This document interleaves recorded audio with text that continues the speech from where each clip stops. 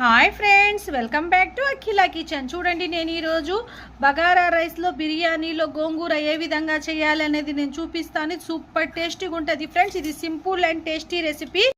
బిర్యానీలో మరియు బగారా రైస్లో గోంగూర పచ్చడి కోసం అండి. నేను 2 కట్టలు గోంగూర ఈ విధంగా ఒలుచుకొని క్లీన్గా కడిగి పెట్టుకున్నాను. ఆల్రెడీ కుక్కర్లో తీసుకోవాలా. ఇందులోనే 2 పెద్ద సైజ్ టమాటాలు, ఒక 10 గ్రీన్ చిల్లీ వరకు తీసుకోండి.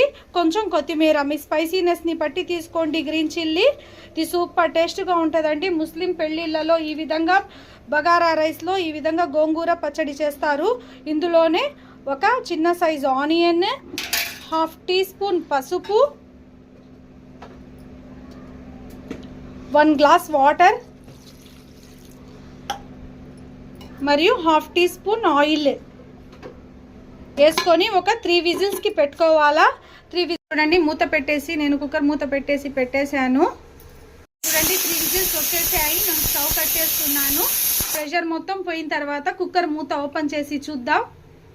చూడండి, పచ్చిమిర్చి, టమాటాలు, గోంగూర బాగా మగ్గిపోయాయండి. ఇందులో వాటర్ నుంచి సపరేట్ చేసుకోవాలా. ఈ విధంగా సపరేట్ చేసుకుంటేనే మాకు గోంగూర అనేది బాగా పప్పు గుత్తుతో మ్యాష్ అవ్వద్ది. చూడండి, ఈ విధంగా నేను జాలే పెట్టుకొని ఈ విధంగా మొత్తం సపరేట్ చేసుకుంటున్నాను. చూడండి, ఇందులో ఉన్న వాటర్ మొత్తం నేను సపరేట్ చేసుకున్నాను కదా. ఇందులో మీకు తగినంత సాల్ట్ యాడ్ చేసుకోండి, కల్లుప్పు యాడ్ చేసుకొని ఇది మెత్తగా మ్యాష్ చేసుకోవాలా. పప్పు గుత్తి తీసుకొని నేను చూపిస్తాను ఏ విధంగా మ్యాష్ చేసుకోవాలనేది.